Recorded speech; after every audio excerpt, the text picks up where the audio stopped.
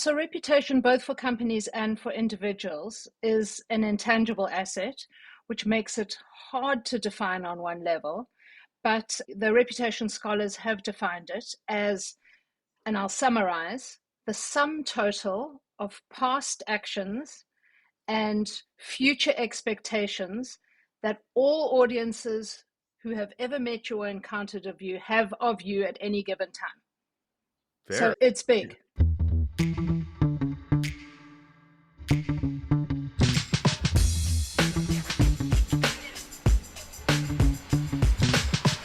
Welcome once again to Relationships at Work, a leadership podcast helping you build workplace connection, improve culture, and avoid blind spots. I'm your host, Russel Lolacher, communications and leadership expert with a couple of decades of experience in both those areas and a whole heap of curiosity, just like you, on how we can make the workplace better. Welcome to the reformatted show. It's a new format, so we'll be doing things a little differently this week and moving forward. This is part one of our conversation with author, podcaster, and reputation management advisor, Charlotte Otter. Today we're focusing on clarity. Every Monday is going to be about digging into definitions. And this episode will be focusing on reputation management. Understanding our reputation, understanding what we need to do about that reputation, good or bad, how to manage it, depending on whether we're in organizations, teams, for ourselves. I'm getting ahead of myself. We've got a lot to get to this week, but this episode on Mondays, like I said, every Monday, we're going to be about defining and understanding, getting very clear on what we're even talking about, why it matters for leaders, or really everyone and anyone in an organization. Hold on. And on the show today, we have Charlotte Otter, and here is why she is awesome. She's an author, speaker, podcast host, and advisor, specializing in reputation management, change communications, and building high-performing communications teams. She's the host of her own podcast. Yeah, she's dipping her own toe into this world, called Speech Bubbles, helping us be seen and heard as the leaders we are. And she's got herself a new book, We Need New Leaders. Could not echo that more often. Mastering Reputation Management to Reshape the C-Suite shows how reputation management is a critical but often overlooked tool for diverse leaders aiming for those C-suite roles. Hello, Charlotte. Hi, thank you so much for having me on. Now, if anybody's, listening at home for their keyword search, I'm sure they heard the word reputation management more than a few times. So you have an understanding of where we're going to dig into today. I'm super curious about reputation management for the good and for the bad. But for Charlotte, you cannot get off the hook. I have the same question I have to ask you that I ask all of my guests, which is, what is your best or worst employee experience? So I'm going to tweak it slightly and tell you an employee onboarding story. And we can guess afterwards if it was good or bad. So as a 25-year-old, I went into my first corporate role. I had first worked as a crime reporter on a daily newspaper in Johannesburg, South Africa. And then I'd briefly worked as a fundraiser. First corporate role. It was the biggest, most expensive, most fancy South African corporation. It was a mining house, still famous to this day. And on my very first day, my boss and my boss's boss took me out for lunch, which I thought was lovely. We went to a very fancy restaurant. We went at 12, 1 o'clock passed. The second bottle of wine was ordered, 2 o'clock passed, 3 o'clock passed. And we staggered back to the office at 4 o'clock in the afternoon. When I got home, I said to my fiance, now husband, if that's what lunches are going to be like at this place, I am not going to survive. So for some, maybe a good onboarding experience. For me, it was terrifying because it just takes 2 glasses of wine and I'm feeling very tipsy. I don't know how to put this, but were you a special case? Like, did they do this with everybody for onboarding? Is your first day, you're going to get smashed. Like, was that like tradition, or was that just sort of how, well, this is a person we're going to work with a lot. We want to get to know them as a person. Let's lubricate them with alcohol. Like, what was the approach for the organization? I think the two of them just really felt like a fancy lunch and a lot of wine. Okay. So it was just their idea of how to relationship build with the new hire. How to have a good time and have a good excuse, new hire. So what did you take away from that? Because I mean, you're looking at that going, these are supposed to be the people that are modeling the leadership behavior that I'm supposed to want to be successful in this organization. But then, as you said, I can't do that if these are our lunches moving forward. So what was a takeaway for you? You definitely need boundaries with your bosses. Mm. And I'm going to be invisible to them at lunchtime, so I'm going to the gym. And how important those boundaries are to communicate right out of the gate. I mean, I'm guessing this didn't happen last week. This happened probably a while ago at a point in your career where you probably don't feel confident enough to tell people with lofty titles that you're like, no, you know what? I can't do this because it might be career limiting move, as I love or hate to hear. So yeah, I think that really, good or bad, I think it's really important that how you've illustrated is you have to know yourself and communicate yourself. This is not talking about work. This is boundaries we're talking about, which go hand in hand. Yeah, for sure. And I don't think I was very good at expressing it. I was 25 at the time, but I just suddenly made myself very invisible at lunchtime. Which is also not good. You shouldn't have to do that. That is not the win we all want, but I totally understand it. I totally understand it. Yeah, and that kind of makes me think a bit about our topic today, which is what kind of a reputation may you have gotten from saying no versus saying yes? And how could that have played your relationships moving forward or your opportunities moving forward in that? I mean, that was a microcosm. That is one moment, but it is amazing the ripples in a pond to one's reputation based on saying no and yes to certain situations. So before we get into any of that, though, I have to set the playing field, which is, how would you define reputation in the workplace? And then jumping off that, reputation management. Yeah, so reputation, both for companies and for individuals, is an intangible asset, which makes it hard to define on one level. But the reputation scholars have defined it as, and I'll summarize, the sum total of past actions and future expectations that all audiences who have ever met you or encountered of you have of you at any given time. Fair. So it's big. Yeah, I was just going to say, I'm like, that encompasses a lot. So to throw management after that word, what are we like? How can we'll get into hows and the whys, but what does that mean to try to take control of that? On one level, you can't. But on another level, what you have to do is just be very conscious of your words and your behaviors matching. So something I say to my clients all the time is, you can espouse beautiful values, you can talk about strategy and vision, but if your actions don't match those words, you have a trust gap, you have the say-do gap, and that is reputational. I love that you tied it to trust, because that is so. I often say the gap between what you do and what you say is where trust gets lost. Sort of the whole mind of the gap thing I stole from the UK is that you have to be very aware of what's in that space. But I think we both understand that reputation, everybody has it. Everybody has one. Huge, small, complicated, simple. But whether we know it or not, we do have a reputation within the organizations we work. What are critical elements of a reputation for us to better understand it? Yeah, there are three critical elements, and those are narratives, behaviors, and networks. So the narratives are the stories that you tell, and the stories build up into narratives, and the narrative builds up into your reputation. So the things that you say about yourself, the things that you say about your organization. The second are behaviors, which goes back to what we said just now about the say-do gap. And the third is your network. So where are you saying the things that you say? It's your social networks, but it's also your personal networks, your alumni groups, your industry organizations, your family and friends. And those three things cohere into this beautiful picture of your reputation. But you can also have reputations for different things. You can have a reputation for competence, can have a reputation for character, so behaving well. You can have a reputation for both. It's not either or.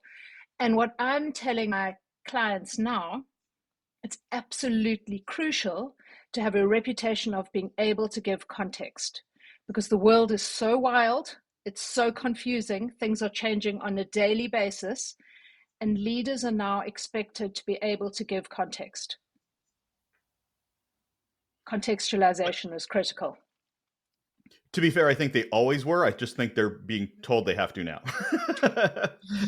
Yes, and the pressure is much more extreme in the last 20 years with the rise of social media, because before, as a leader, you could get things done inside the corporate boundaries and people would never know about it. Now, your employees can leak something and in 5 minutes, the whole world knows. That's exactly where I wanted to go, was the outside forces that might influence the reputation within an organization. Because 10, 20 years ago, you were in this walled environment where what happened at work stayed at work to some measure, beyond going home and complaining to your partner to some level. But it wasn't for the masses to consume, from LinkedIn to open Glassdoor, whatever websites there were, they talk about the workplace. How has this reshaped how leaders, how prospective leaders need to behave in the workplace, knowing that their work does not end from 9 to 5 when it comes to reputation management? Yeah, on one level, it's incredibly stressful. On another level, it can be very creative for people who have mastered their reputation. The stress is something you said wrong in a meeting can go around the world in a flash and can really be incredibly uncomfortable for you.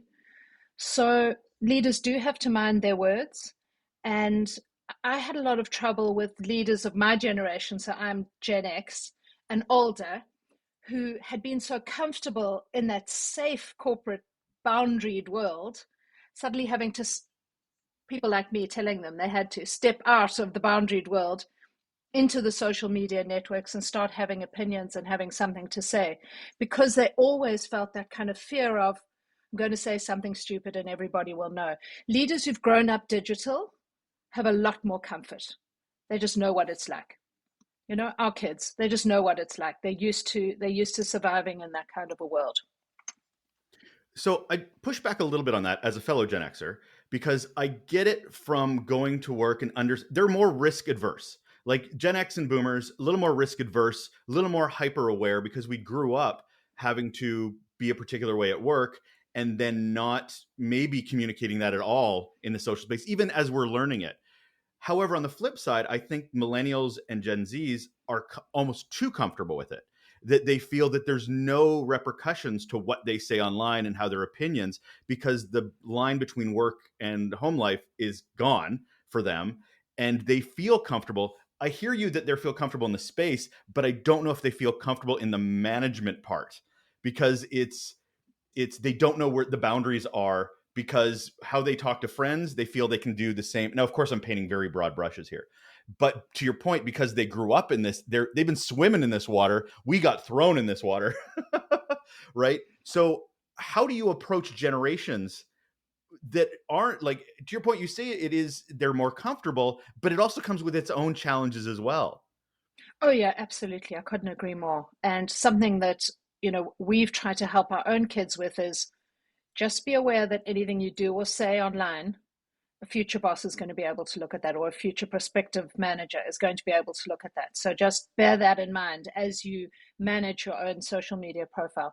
I also think it's interesting because I think there are country and world differences. So, I think the US is very social media savvy, but I think in Europe and even in Germany, there's a lot more shyness around using social media. I'd say Europe is a couple of years behind the US in terms of that incredible comfort. So my kids and their friends will have watched everything on TikTok, but they haven't necessarily made their own TikTok videos, or maybe only one or two. So there's kind of an interesting caution in Europe around using social media.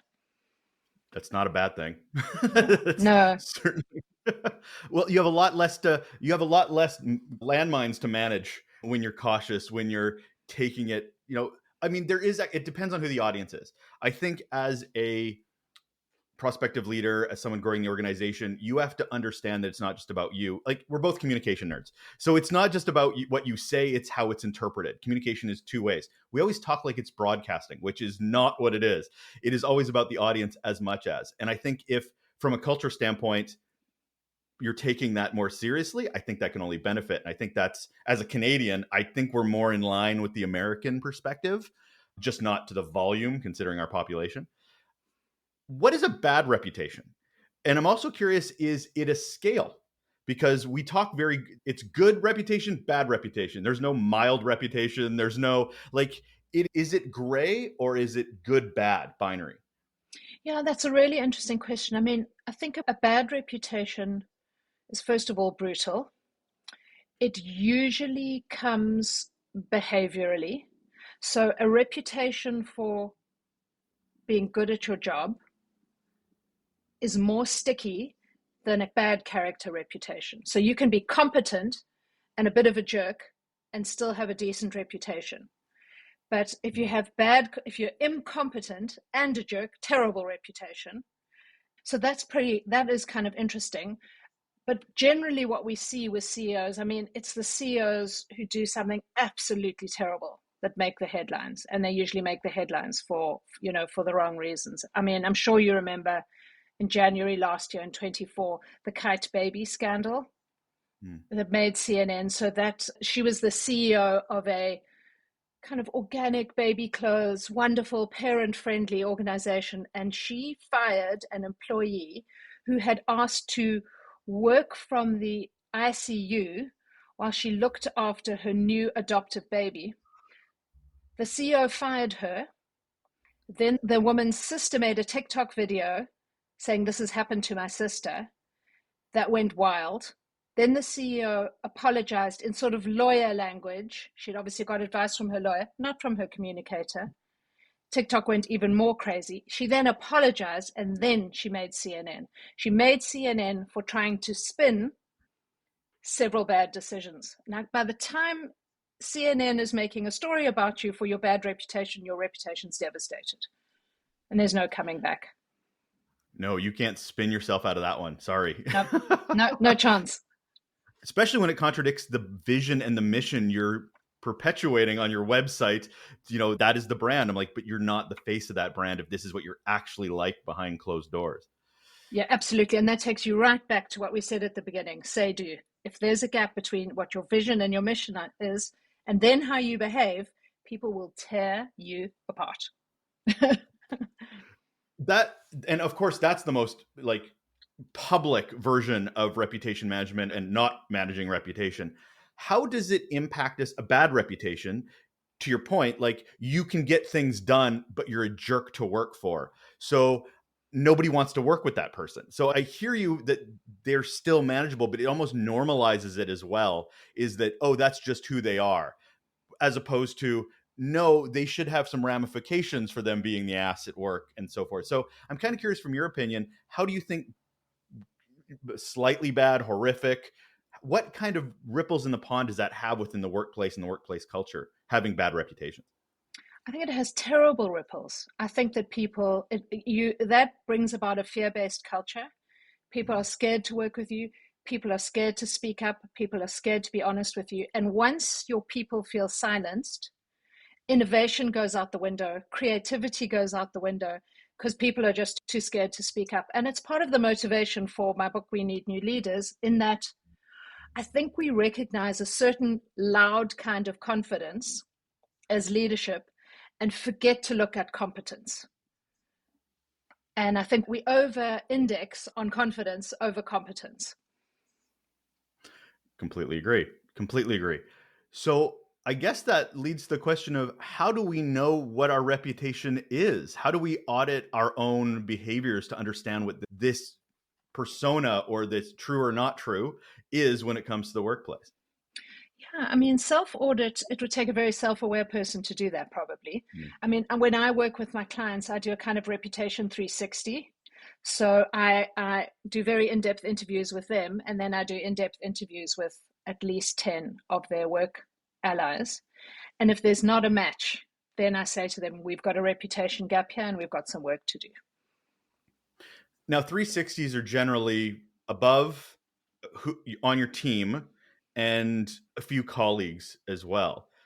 Do you go further? And I ask this because reputation can go to quite a few other business areas that may not barely work with you, but they don't work with you because of reputation, right? 360 I can get, but is it sometimes maybe too close to home? It is sometimes close, and I generally ask the leaders to give me the names, but it's amazing how brave people are. So people have given me their customers, they've given me their board members. You know, a couple of people have given me their wives and husbands, and boy, do you get truth from them. So I love the vulnerability that's already inherent in that. And that is it for part 1 of our conversation with podcaster, author, reputation management advisor, Charlotte Otter. We got into the definitions of it all when it came to reputation management, defining what we're really talking about and why that definition matters so much in leadership. Tomorrow, we're going to look inward. We're going to explore that relationship that matters most, the one with ourselves, and what we can do to set ourselves up for success when it comes to reputation management and what we need to be paying attention to. Make sure you're following Relationships at Work on podcasts, on YouTube, so you don't miss part 2. It's our conversation with Charlotte Otter, and it's coming up tomorrow. I'll see you then. Take care.